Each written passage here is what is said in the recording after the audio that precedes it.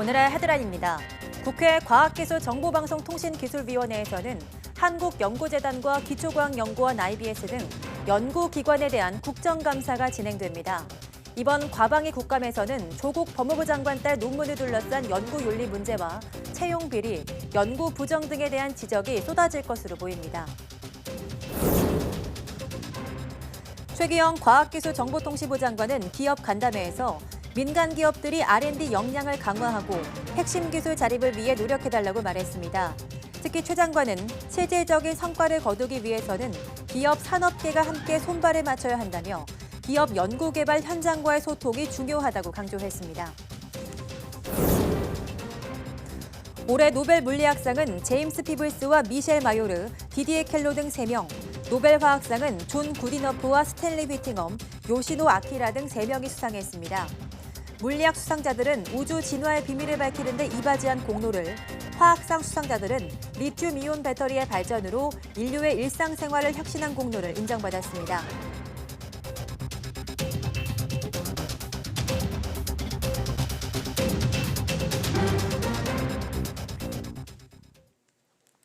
여러분 안녕하십니까? 10월 10일 사이언스 투데이입니다. 오늘 국회 과학기술정보방송통신기술위원회에서는 한국연구재단과 기초과학연구원 IBS 등 과학기술정보통신부 직할 연구기관에 대한 국정감사가 진행됩니다.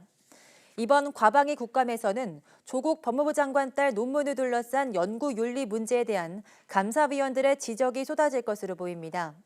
또 채용 비리와 연구 부정 등 각종 비리가 불거진 기초과학연구원과 처장급 직책수당 인상 논란 등이 제기된 과학기술연합대학원 대학교에 대한 지적 등이 나올 전망입니다. 과기정통부 직할기관을 대상으로 한 국정감사는 오늘에 이어 오는 18일 과기정통부 종합감사에서 한 차례 더 다루게 됩니다. 24개 정부 출연 연구기관의 기술 이전 계약 건수가 3년 연속 줄어든 것으로 나타났습니다. 국회 과학기술정보방송통신위원회 박광훈 의원이 정부 출연연 기술 이전 계약 현황을 분석한 결과를 보면 이 월 평균 계약 건수는 2016년 223건에서 지난해 157건으로 계속 감소했으며 올해 계약 건수는 71건에 머무른 것으로 조사됐습니다. 올해 월 평균 기술 이전 계약 금액도 37억 800만 원으로 지난해 80억 6,800만 원의 절반을 밑돌았습니다. 박 의원은 기술 자립을 위해선 정부 출연연이 기술 이전에 더욱 적극적으로 나서야 한다며 출연연의 역할과 책임 재정립 방안 마련에도 속도를 내야 한다고 지적했습니다. 최기영 과학기술정보통신부 장관이 민간 기업들의 연구 개발 역량을 강화하고 핵심 기술 자립을 위해 노력해달라고 말했습니다. 최 장관은 지난 8일 한국산업기술진흥협회에서 열린 민간 연구개발 역량 강화를 위한 기업 간담회에서 국가 R&D 투자의 76%를 차지하며 기술 혁신을 이끌어가는 기업들의 노력에 감사하다며 이 4차 산업혁명 시대와 기술 패권 경쟁 상황을 맞아 이같이 노력해달라고 당부했습니다. 이날 최 장관은 산업계가 마련한 2030 산업기술 혁신 전략에 대한 발표를 듣고 4만여 개 기업 연구소의 성장을 위한 정책 제안과 기업 현장의 애로사항 등을 청취했습니다. 이번 간담회에서는 소재 부품의 기술 자립과 국내 공급망 확대 방안 논의도 이루어졌습니다. 최 장관은 이번에 논의된 내용 등을 반영해 올해 기업 연구개발 역량 강화 추진 전략을 마련하겠다고 밝혔습니다. 그럼 여기서 간담회에 참석한 최기영 과기정통부 장관의 말 직접 들어보시겠습니다. 정부의 노력이 실질적인 성과를 거두기 위해서는 반드시 기업 산업계가 함께 손발을 맞춰 주셔야 할 것이며 이를 위해 가장 중요한 것은 현장과의 소통이라 생각합니다. 이 자리를 통해 기업 연구개발 현장과의 소통을 위한 첫 걸음을 시작하고자 합니다. 일본 수출 규제 조치에 대응하기 위해 정부가 소재 부품 분야 강소기업을 선정해 지원하기로 했습니다. 중소벤처기업부는 소재 부품 장비 경쟁력 강화를 위해 강소기업 100곳을 선정해 앞으로 5년 동안 최대 180억 원을 지원한다고 밝혔습니다. 신청 자격은 소재 부품 장비 분야 매출액이 전체 50% 이상이면서 연구개발 역량과 기술 혁신 전략을 보유한 중소기업으로 한정됩니다. 중기부는 강소기업 육성으로 대외 의존도가 높은 핵심 기술을 자립하도록 돕고 일본의 수출 규제와 같은 불확실한 대외 여건에 안정적으로 대응하도록 한다는 방침입니다. 올해 노벨 화학상은 리튬이온 배터리를 개발한 3명의 과학자에게 돌아갔습니다. 물리학상에는 우주 진화의 비밀을 밝힌 과학자들이 수상자로 선정됐습니다. 이동은 기자입니다. 스마트폰은 물론 다양한 IT 기기에 쓰이는 리튬이온 배터리. 올해 노벨 화학상에는 우리가 리튬이온 배터리를 쓸 수 있도록 개발과 상용화에 힘쓴 3명의 과학자가 선정됐습니다. 2019 Nobel Prize in Chemistry, jointly to John B. Goodenough, M. Stanley Whittingham, and Akira Yoshino, for the development of lithium-ion batteries. 먼저 휘팅엄 교수가 1972년 리튬이온 배터리의 구조를 개발했고, 구디너프 교수는 이를 발전시켜 전압을 2배로 올리는 데 성공했습니다. 요시노 교수는 탄소 소재로 배터리의 안정적인 산화 환원 반응을 만들어내 폭발의 위험을 없앴습니다. 이보다 하루 앞서 발표된 노벨 물리학상 수상자에는 우주 진화의 비밀을 밝혀낸 제임스 피블스 프린스턴대 교수와 제네바대 미셸 마요르, 디디에 켈로 교수가 선정됐습니다.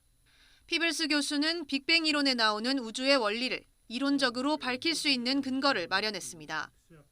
스승과 제자 사이인 마요르 교수와 켈로 교수는 태양계 바깥에 있는 외계 행성을 처음으로 발견해 행성의 진화 과정을 밝히는 데 기여한 공로를 인정받았습니다.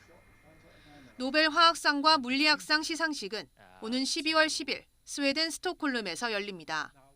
YTN-사이언스 이동은입니다. 삼성전자가 지난 3분기에 7조 7천억 원의 흑자를 기록하며 기대 이상의 깜짝 성적표를 내놨습니다. 특히 갤럭시 노트 10의 흥행으로 모바일과 디스플레이 부문이 선전하며 실적을 이끌었는데 삼성전자가 바닥을 쳤다는 분석이 나오고 있습니다. 이지은 기자입니다. 지난 8월 출시된 삼성전자의 차세대 전략 스마트폰 갤럭시 노트 10입니다. 시장에서 뜨거운 반응을 얻으며 출시 25일 만에 국내 최단기간 100만 대 판매 기록을 세웠습니다. 이런 갤럭시 노트 10의 흥행 성공으로 삼성전자의 실적에도 훈풍이 불었습니다. 삼성전자는 3분기 영업이익 잠정치가 7조 7천억 원으로 집계됐다고 밝혔습니다. 사상 최고 실적을 기록했던 지난해 3분기와 비교하면 절반에도 미치지 못하지만 2분기보다는 17% 늘어난 수치입니다. 매출액도 62조 원을 기록하면서 1년 만에 다시 60조 원대로 복귀했습니다. 모두 시장의 전망치를 웃도는 성적표입니다. 특히 갤럭시 노트 10의 흥행이 스마트폰과 소형 디스플레이를 견인하면서 모바일 부문에서 2조 원가량의 흑자를 낸 것으로 추정됩니다. 여기에 반도체 가격도 안정화되면서 바닥을 친 게 아니냐는 분석이 나옵니다. D램 가격이 하락세가 지금 멈추었고요. 저희는 연말이나 연초에는 가격이 반등이 나올 거로 보고 있습니다. 그래서 이번 3분기를 기점으로 실적이 꾸준히 상승할 거로 좀 판단하고 있습니다. 다만 메모리의 업황 부진이 완전히 끝나지 않은 데다 대내외 불확실성이 여전해 본격적인 회복세를 장담하긴 이르다는 지적도 제기됩니다. 특히 오는 25일부터 시작되는 이재용 부회장의 파기환송심 역시 향후 실적에 적지 않은 변수가 될 것이라는 전망이 우세합니다. YTN 이준입니다. 5세대 이동통신 기술 도입 덕분에 올해 부진했던 반도체 시장이 내년에는 다시 성장할 것이라는 전망이 나왔습니다. IT 전문 시장 조사 업체인 IHS 마켓은 최근 보고서를 통해 내년 전 세계 반도체 시장 매출은 4,480억 달러, 우리 돈으로 540조 원가량으로 올해보다 5.9% 성장할 것으로 내다봤습니다. 반도체 시장은 지난해 역대 최대 규모로 나타냈지만 올해 들어서는 두 자릿수 역성장으로 시장 침체 우려가 커진 상태입니다. IHS 마켓은 5G의 영향력은 IT 산업의 범위를 넘어 사회의 모든 측면에 미치게 될 것이라며 새로운 경제 활동을 촉발해 반도체 수요도 증가할 전망이라고 설명했습니다. 원자력안전위원회는 정기검사 과정에서 자동 정지했던 신월성 2호기의 재가동을 허용했습니다. 신월성 2호기는 지난달 6일 재가동 승인을 받은 지 사흘 만에 출력 상승 시험을 하다 주 급수 펌프 한 대가 멈춰 자동 정지했습니다. 원안위는 당시 한수원이 신월성 2호기의 주급수 펌프 제어 프로그램을 변경한 뒤 이를 점검하는 과정에서 통신 정보를 완전히 다운로드하지 않아 원자로가 자동 정지했다고 밝혔습니다. 이 과정에서 작업 계획서가 작성되지 않았고 성능 시험도 이뤄지지 않아 사전에 통신 정보 누락을 확인할 수 없었다고 설명했습니다.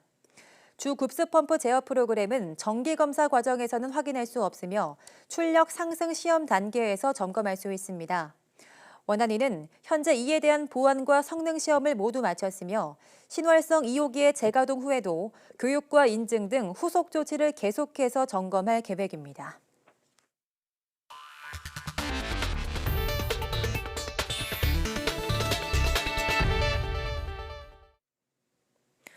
경기도 연천의 한 양동 농가에서 접수된 의심 신고가 아프리카 돼지열병으로 확진됐습니다. 정부는 아프리카 돼지열병이 추가로 확진되자 어젯밤 11시 10분부터 48시간 동안 연천군 돼지 농장 등에 대해 일시 이동 중지 명령을 내렸습니다. 김주환 기자입니다. 경기도 연천군 신서면의 한 돼지 농장에서 들어온 의심 신고가 아프리카 돼지열병 확진으로 판정됐습니다. 지난 3일 이후 6일 만에 추가 확진으로 국내 아프리카 돼지열병 발병 건수는 모두 14건으로 늘어났습니다. 앞서 이 농장은 어미돼지 4마리가 식욕부진 등 이상 증상을 보여 농장주가 연천군에 신고했습니다. 방역당국은 의심 신고 접수 직후 초동방역팀을 보내 사람과 가축, 차량의 이동을 통제하고 소독을 벌였습니다. 돼지 4천여 마리가 있는 이 농장에는 아프리카 돼지열병의 감염 경로 가운데 하나로 지목되는 잔반을 먹이로 주지 않은 것으로 확인됐습니다. 이 농장의 반경 3km에는 또 다른 농장 3곳에서 4,120여 마리의 돼지를 사육하고 있습니다. 이 농장은 경기도 고양, 포천, 양주, 동두천 그리고 강원도 철원과 함께 정부가 지정한 아프리카 돼지열병 완충 지역 내에 자리하고 있습니다. 연천의 경우 발생 농가 반경 10km 방역대 밖을 완충 지역으로 정했는데 이 농장은 방역대 바깥에 위치한 곳입니다.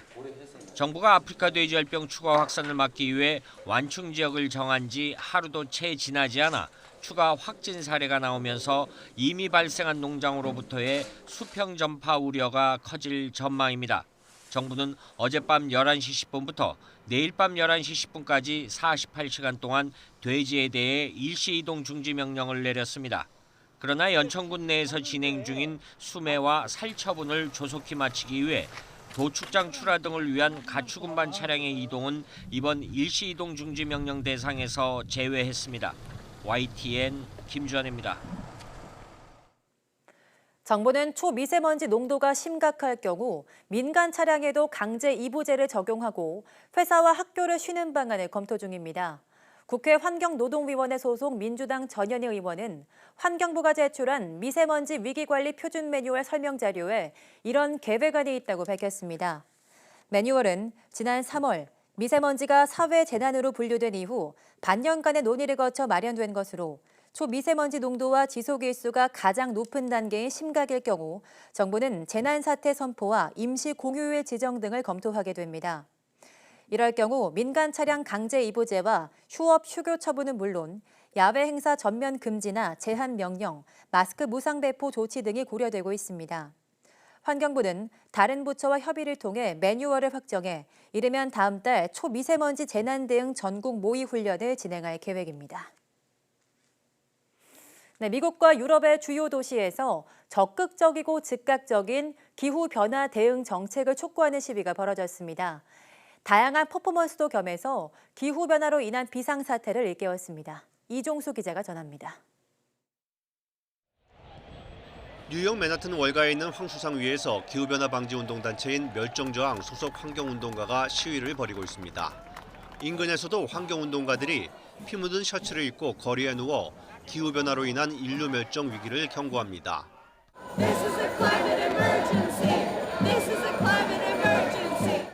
영국 런던에서는 북치는 시위대와 붉은 옷차림에 주먹을 쳐든 시위대 등이 가두행진을 펼치며 정치인들에게 탄소 배출을 억제하기 위한 긴급 조치를 할 것을 촉구했습니다.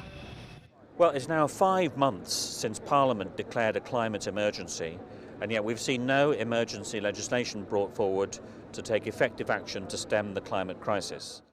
멸종저항 소속 운동가들이 정부 청사 인근에서 자신들을 거리 바닥에 접착제로 붙이는 퍼포먼스를 통해 기후변화 방지를 위한 2주간의 평화적 시민 불복종 운동 개시를 선포하기도 했는데 시위 참가자 135명이 경찰에 체포됐습니다.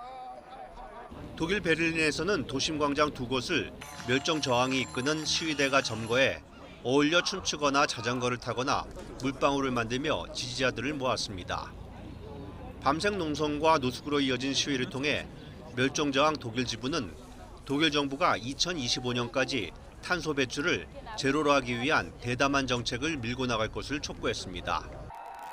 스웨덴의 10대 환경운동가 그레타 툰베리가 이끈 청소년 시위에 이어 멸종저항 주도 시위가 합세하면서 지구촌 곳곳에 기후변화 방지 운동의 물결이 일고 있습니다.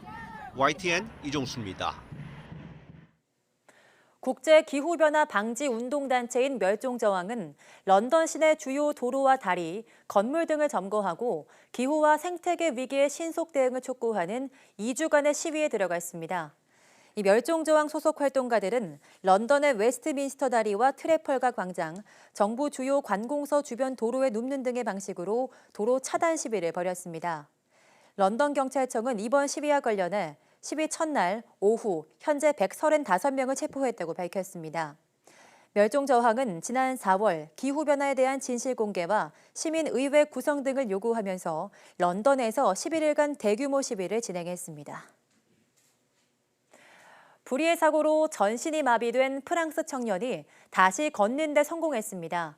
뇌파를 읽어 움직이는 로봇 덕분인데요. 첨단 기술로 인체의 한계를 극복하려는 인류의 도전이 또 한 단계 진전했습니다. 김희준 기자가 보도합니다. 4년 전 낙상 사고로 척수를 다쳐 사지가 마비된 프랑스의 28살 청년 티봇이 한 걸음 한 걸음 발을 내딛고 팔도 비교적 자연스레 움직입니다. 뇌의 신호에 따라 움직이는 외골격 로봇 엑소스켈레톤을 입은 덕분입니다. And what's interesting about this study is that implants at either side of the skull were able to detect and translate into, as it were, computer movement. 뇌와 두피 사이에 삽입한 각각 64개 전극이 달린 2개의 측정 장치가 매개체입니다. 이 장치들이 감각, 운동, 피질 영역에서 뇌의 신호를 모아 로봇에 전달하는 겁니다. 이렇게 전신을 움직이기까지 뇌 신호를 보내 물건을 짚는 가상훈련 등 2년이란 시간이 필요했습니다. 로봇 옷을 입고 좀 더 적은 힘을 써서 팔과 다리를 움직인 사례는 있지만 전신마비 상태에서 뇌 신호만으로 작동한 것은 처음입니다. This person obviously didn't move in practice. What was performed was movements of an avatar on screen and an exoskeleton in all 4 limbs. And that's new. 인공지능 알렉사와 구글홈처럼 장애인 삶의 지평을 넓혀줄 수 있는 기술이라는 평가입니다. 다만 이번 뇌파 외골격 로봇 실험은 기술적인 문제로 한 참가자가 중도에 배제되는 등 아직 상용화의 길은 멉니다. 프랑스의 바이오메디컬 연구기관인 클리나텍이 주도한 이번 연구 결과는 국제학술지 렌싯 정신의학 최신호에 발표됐습니다. YTN 김유준입니다.